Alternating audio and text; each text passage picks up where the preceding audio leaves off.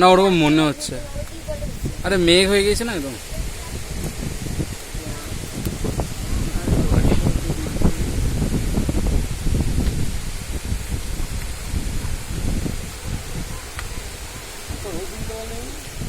কত রোগ, আমি ঘেমে গেছিলাম।